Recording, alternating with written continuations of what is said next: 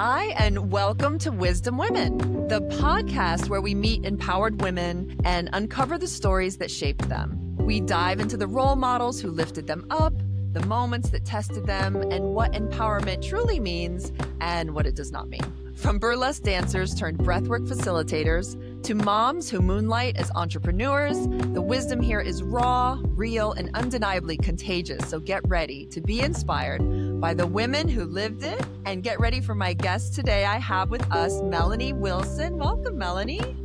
Hi, Rachel. Thanks so much for having me. I'm so excited to be here. Oh, I'm always so grateful when anybody says yes, because I love to pitch this to my friends and people that I've worked with over the years, and we're kind of have similar industries that we're in. So I'm really grateful that you have come here today. I know Melanie from a women's networking group called Big, which is in the New Jersey area and Pennsylvania area, right? And now in Florida and Connecticut, it's branching out. COVID was good for Big because it allowed the world to get smaller. And Big stands for Believe, Inspire, and Grow. And it was just such a beautiful space of women that were beginning to either already have their businesses launched or I'll let you speak to that. I know you do also your writing coaching, but share with us a little bit of the things that you get into. Well, you started with Big, so I can tell you a little bit about Big. Big is first and foremost a safe support area for women. So yes, women entrepreneurs do join, but also it's tailored for that stay-at-home mom who's trying to figure out what her next gig is. She's spent a whole bunch of years advocating for her kids, say in special education. So she wants to be a special ed consultant, or she just helped her child get a sports scholarship and knows all the ins and outs of working the system. So she's considering launching a business there. So that's one end of the spectrum. Then we have doctors, lawyers, accountants. We have people who brew their own beer. We have lots of people in the real estate, home, interior design area, huge nutrition, health, wealth, finance. Any woman who hangs her own shingle is welcomed into Big. And it's very different from, say, a BNI where you have one realtor and one dentist. We encourage collaboration and support between all the women. So at one time, I think I had 5 or 6 interior designers. So instead of, catty, it's what are some of the projects we can work on together, and what event can we do that will utilize all of our expertise. We have monthly in-person meetings. I'm in Summit, New Jersey. And what I love to do is source from the talent in the group. So our monthly meeting is actually tomorrow. The topic this month is marketing. So we have 3 experts. I happen to be one of them this month, which usually doesn't happen, but I'm one of the speakers tomorrow. And I'm talking about storytelling and using storytelling to sell your brand without sounding salesy. Then we have an SEO expert. We have someone on graphics. So every month, the topic will either move your business forward like this one, or we allow the women in the group to share their own expertise to help the women in their lives. So, for example, a month or 2 ago, we had 3 family law attorneys, which was fascinating because a lot of the women in the group are well, everyone needs a will and estate planning and all that, but a lot of women in the group are my age because the leader attracts similar people and they have kids who are getting married. And so the discussion went a lot toward protecting our children's assets in the what if scenario. So it was fascinating. So in that situation, we allowed the experts in the group to share their expertise. It really had nothing to do about the business of the women there, but it's that we say we can't operate in a vacuum. So we're sharing information that helps our whole life. So I've done Big for, I think it's 13 years now, and it's a huge part of my life. I've made friends from it. And I'd say all of my business has come from Big, 95% of it over the years. That's so true. I mean, we do wear so many hats, like running a business. And I think it's what a previous guest on here, we were just talking about like the beauty of non-competitiveness and how women need to start coming together more And I think Big was a really beautiful space for that. I got so much out of it, and I really did enjoy the time I was there as well. So Well, yeah. you're welcome back at any moment.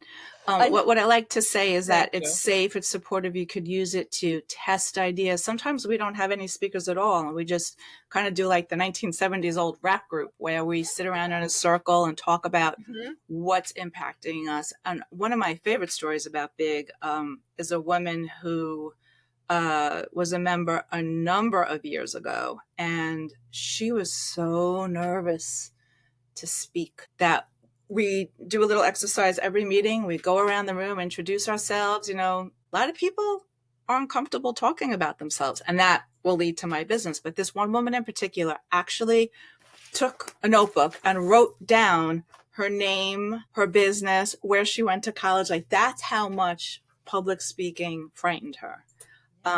And she stayed a member a year, 2 years, and just the feedback and support and nurturing and giving of the women in the room allowed her to, she eventually joined Toastmasters and was out there giving speeches. And I credit that all to Big and how we give space to the women to grow and blossom and nurture each other. So it's That's so wonderful. wonderful. We do. It's like sometimes we get in our heads, we're isolated, possibly in our own businesses. And it's not that, the corporate structure that we would usually have those spaces to practice that all the time. So thank you for sharing that. And I'd love to hear more about the work that you do that you bring to that as well. Yes. So my business is, I'm a writer by my school training. I have a master's in journalism. I worked on publications. I have a blog. I'm a guest writer on a few different publications. But mostly what I do is help stumble over that word, entrepreneurial women tell their story. And that's like almost becoming like a buzzworthy thing that people don't know what that means. So I do a lot of workshops. I did one yesterday where we find story in everything. And people sometimes say they don't have a story to tell. And part of it is their About Me page on their website, which is a founder's story, which is who you are, how you got into what you're doing. And people's About Me pages often look like these glorified resumes. They have letters after the name. This is where I went to school, and these are some of my clients, and this is what I do, and me, and I, and we. And that's not what people want to know, how what you've done and who you are can help them. And often they miss. So I'll sit and have conversations with people and say, you know what, we'll do right now, Rachel. Yes. How did you get into this business? Well, after years of dealing with some health issues, and I'm thinking about my coaching business, like the side that I do that. So I sort of fell into that space where it was I had some autoimmune issues, and doctors were all kind of like, we don't have anything for you. We don't know what's going on. And of course I was in therapy looking through, could it be something psychological? But really, I needed to find a space to gather with women and just talk through like life transitions that were happening after motherhood, like you were just sharing about. I think that was that window after having kids of like, what's next? That was like stressing my body out in some way. And as I got to experience all of these modalities of healing, I wanted to do it too. Like I knew I had something in me that in the circles was serving of others, and then I didn't realize I had been coaching my whole life. I didn't understand that was something throughout the years. I was the friend that they came to for perspective, insights, not so much advice, but just that space. And I was very good at that. So yeah, that's how I came into this Now, business. do you share that I exact do angle on your page? Like I a would little see bit. something, and again, this is just Yeah. real quickly, but I would say something like, I would get a real specific, like say something like, my friend needed help deciding between this and this, or the girl down the block always wondered if she could whatever, like really get specific in some kind of decision or process that you talked people through, and then back it out from there and say, that was the beginning when I realized, you just said it, I've been coaching all my life. The doctors raised their hands and, said it's hormones, or there's nothing wrong with you, but you knew differently. Like just using storytelling, you can draw people in to what you've done and share bits of your expertise without shoving your accomplishments down their throats and telling them, well, I did this and I did that.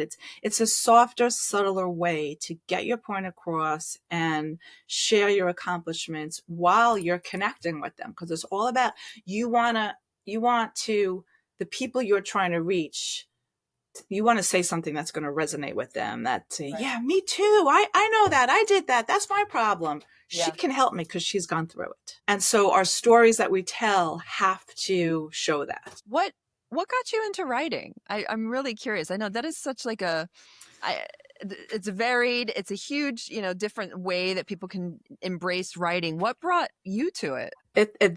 You could look at my website and you could see this story on my own About Me page. It's a funny story, but when I was in 6th grade, I would say, when we were all in elementary school and the teacher would say, we're going to have to do a composition on this or write this. And everyone in the class would just groan and say, no, I would be so excited because I just always loved writing and telling stories.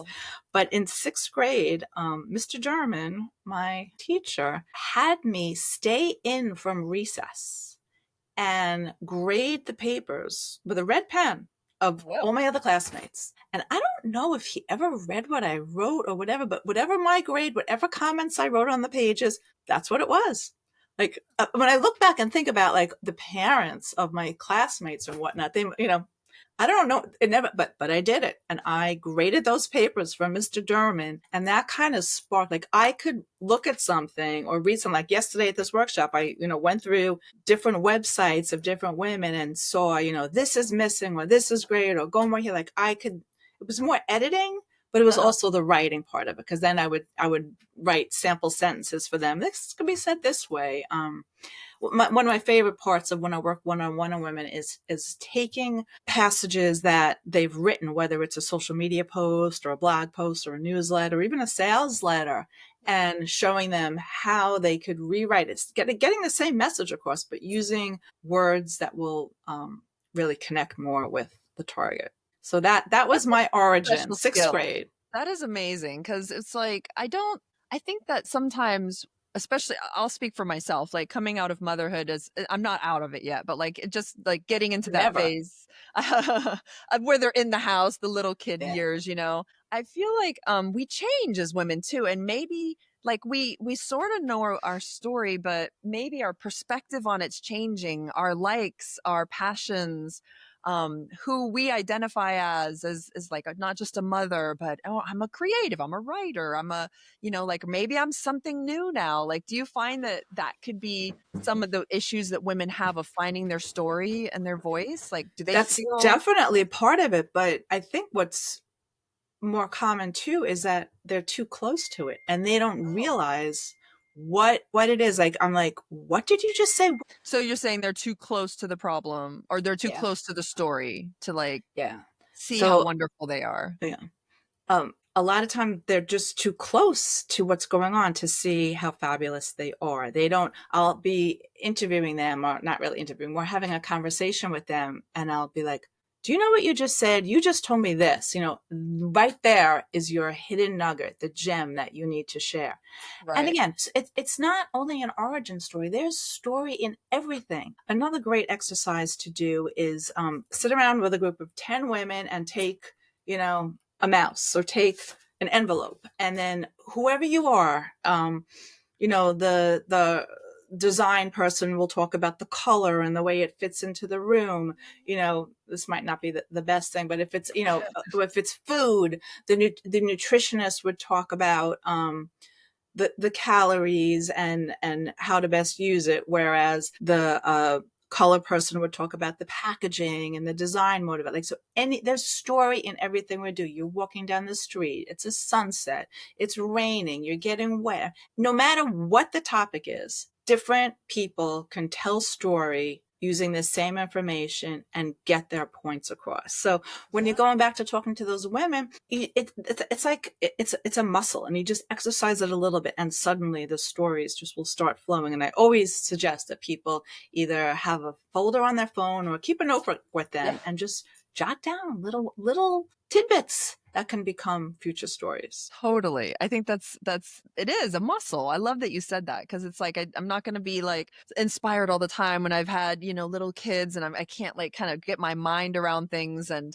have a way to lay that out for myself. And our moments of inspiration can come in the shower. I Oh, always come out of the absolutely. When shower you're with like three sleeping. things I got to like jot into my phone Mm-hmm. or something like Mm-hmm. that. So Always write it down. Write it down or you'll forget it. And then you write it down, it's out of your brain, and you make room for something else. I was on uh, I'm a member of the Coco in Summit, which is a co-working space.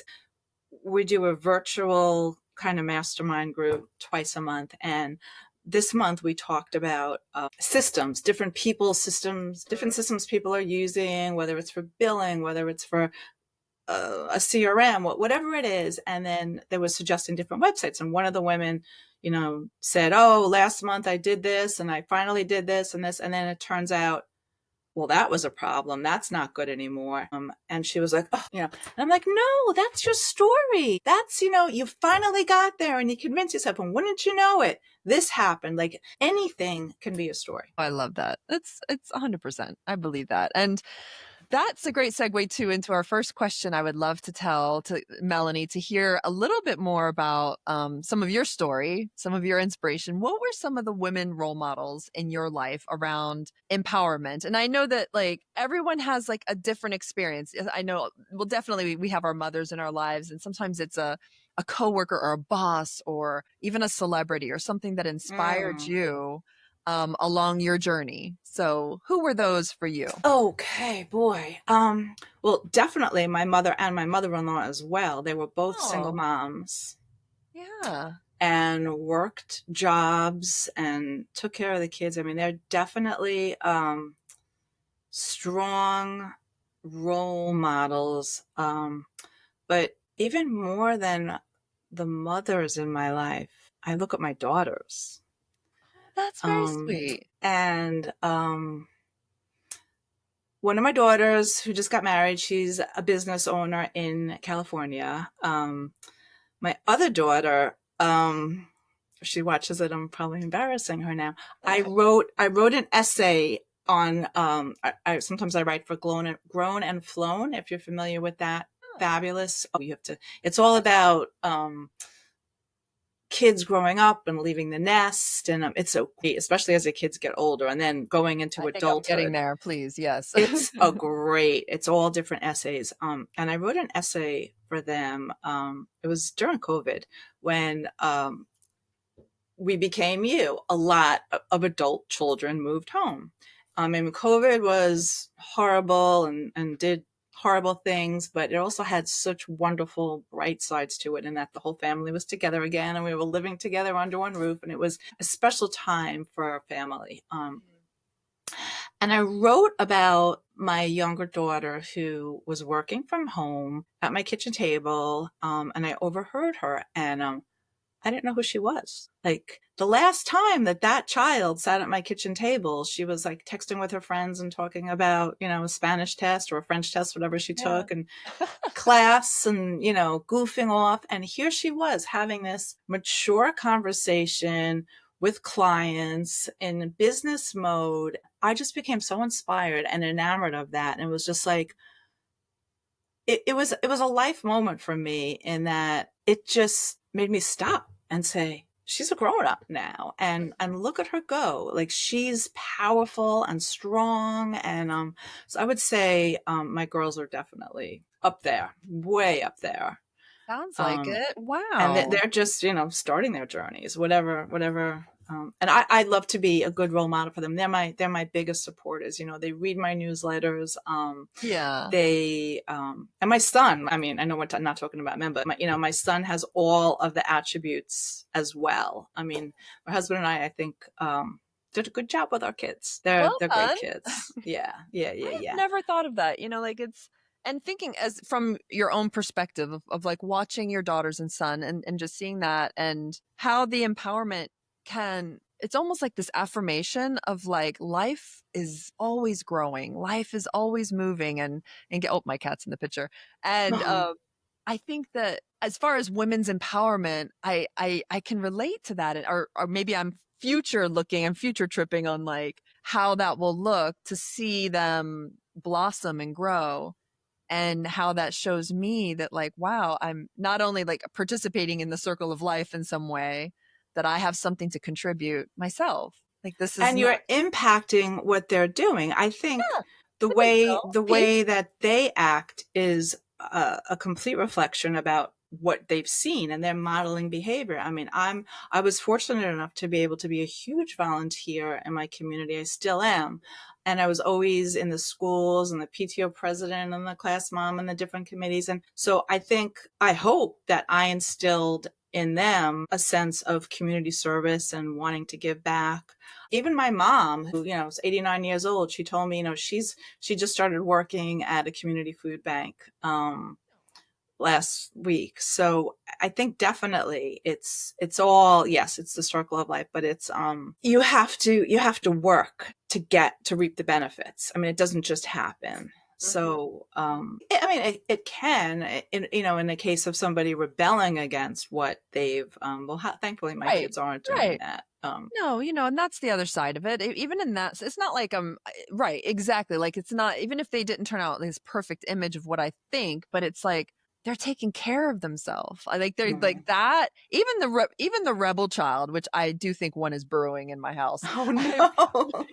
I feel like that is inspiring to me too. If it's in a healthy, non-toxic way, of course, but like, you're figuring it out in your own way, and it wasn't my way. I don't know, like that it's just inspiring to me to kind of see the many different ways that sort of parenthood starts to transform me as a woman, and how that starts to, Absolutely. right? Even And as it they're doesn't stop. You're in yeah. these years, but the college years and the early adult years, I mean, they're fascinating. My kids come home, they all have a significant other right now, and it's a different group dynamic. There's the five of us, but then the three of them are also now having consult here with their other person, and then Yeah, right. it's fascinating change. And hopefully everybody out there likes who their kids are bringing home, because Sure, that yeah. really makes it nice. We have great others, we call them, the others. But The others yeah. are here, the others are coming. So, Melanie, were there any other women in your past, maybe that you weren't related to, that had kind of that empowerment vibe for you? I'm so glad you asked this question, Rachel, because there is one woman who definitely impacted me. Her name is Dr. Virginia Radley, and she was president of the college I went to, SUNY Oswego. She's actually the first woman president of a SUNY system. And then today I just did a quick Google search to see how many women college presidents. There's not that many, and there's been like virtually no others at SUNY except another woman, Deborah Stanley at SUNY until recently. But anyway, Dr. Radley, I have a letter here.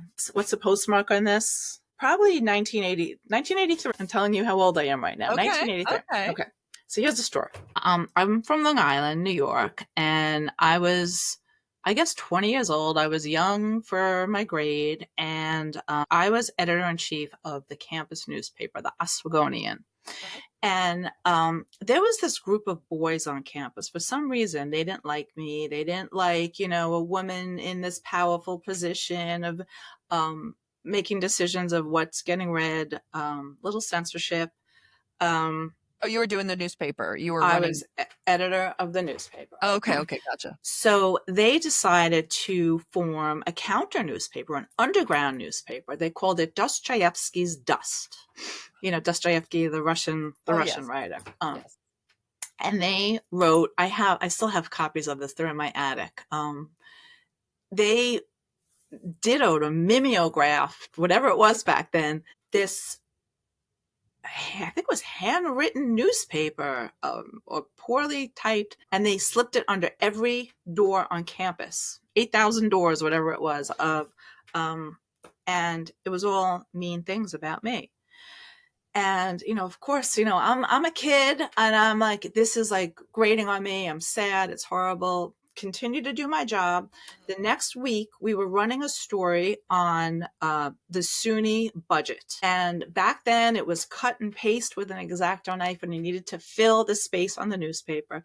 So we had a graphic of money that was just one of the staff photographers shot. It was around, it had been used over the years. It was nothing special. It was coins and paper bills. And we ran it as the backdrop to this budget story, this press release. Threw it in the paper, whatever, no big deal. These boys thought it would be funny if they said, oh, she's printing money. Let's call the government and let them know that Melanie is printing money.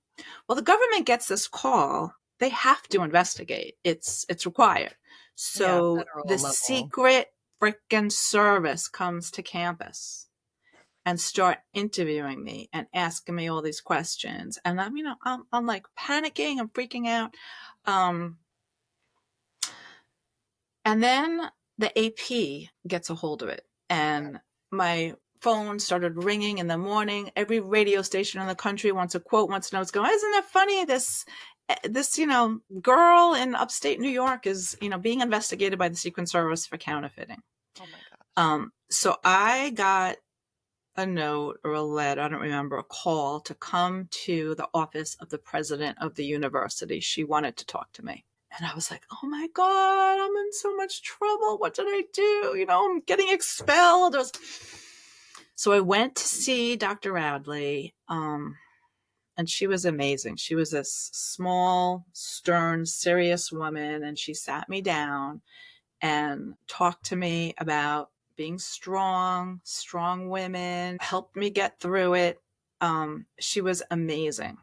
And I got through it. And then when I graduated, she wrote me this letter, and still in pretty good shape for being 100,000 years old, but just talked to me about how the newspaper, impressed with the improvement and the quality of the paper, not by manifest in the writing, but also in the balance achieved.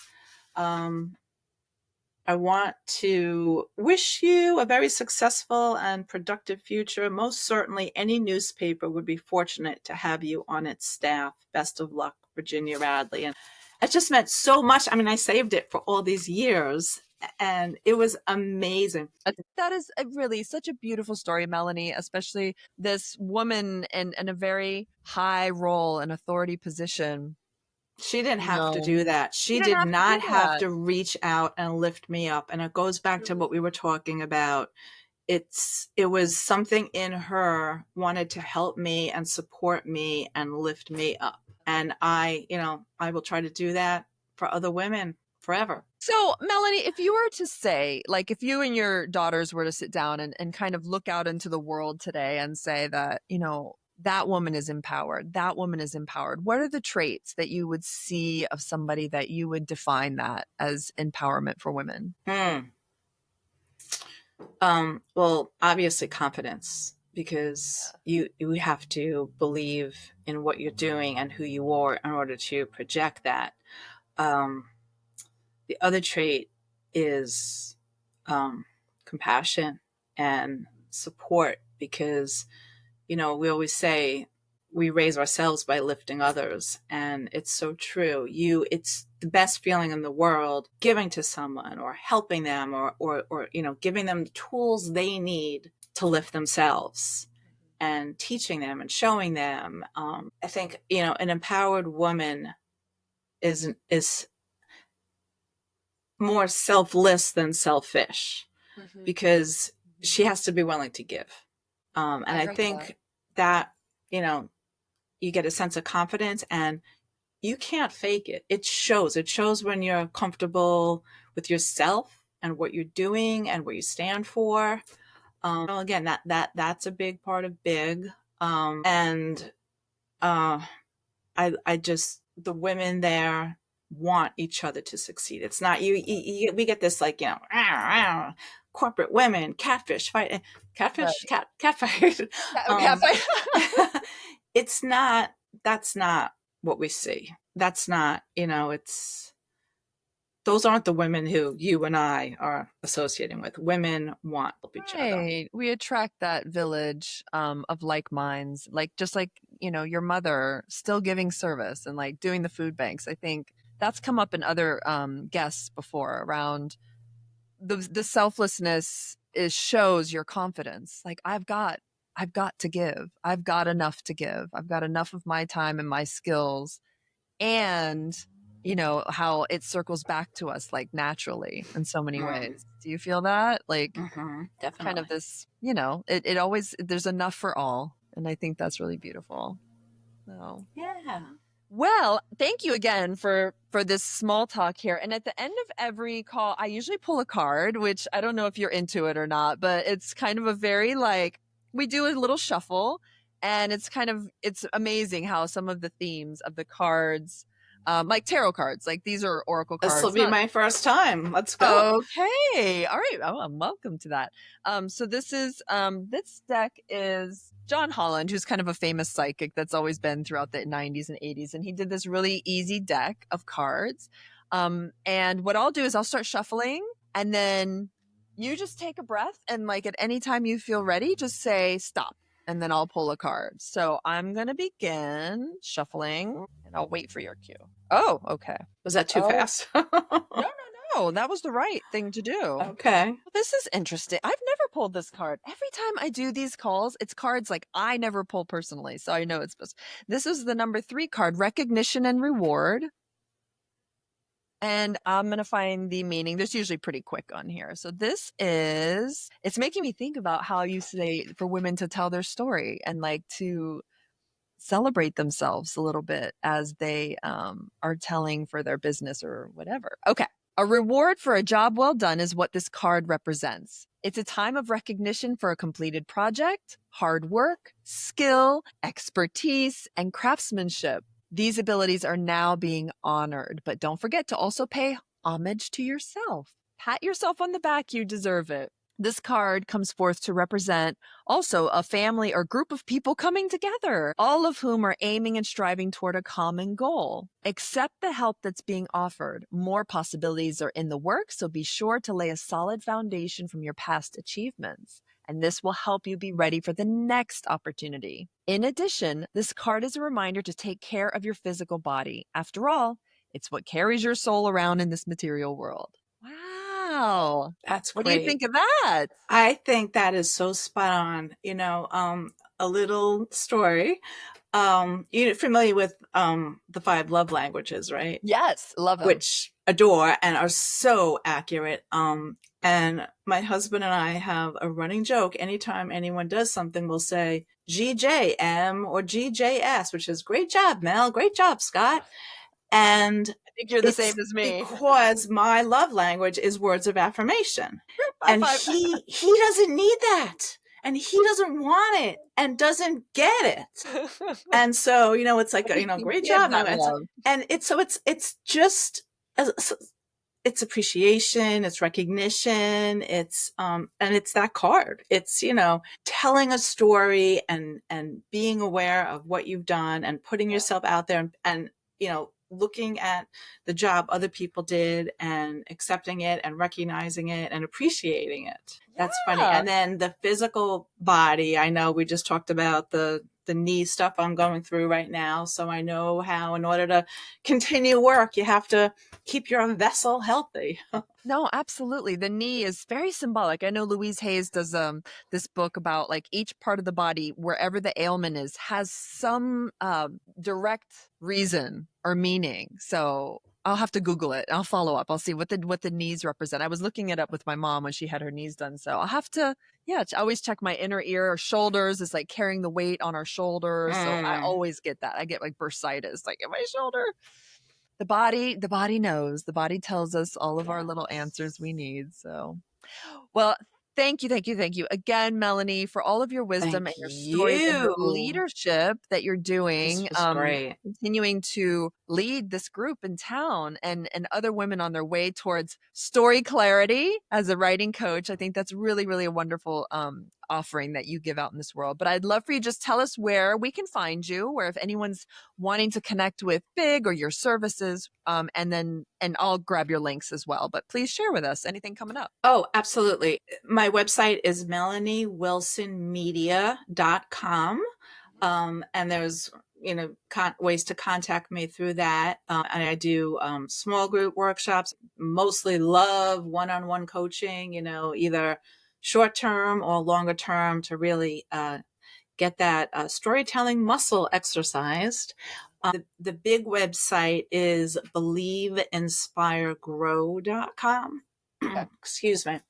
And my email is on my website, melanie@melaniewilsonmedia.com. Right. Rachel, thank you so much for having me. This was so much fun to chat. Good to see you. That was so nice. I loved hearing your stories, and everything that you shared with us was just so useful. And as always, I love just women talking. It doesn't have to have any other production. We could go on for hours. All right. Well, thanks, Melanie. We'll see you around, and I'll put the links for everyone to connect with Melanie if you'd like to in the chat. Thank you. Good to see you. Bye.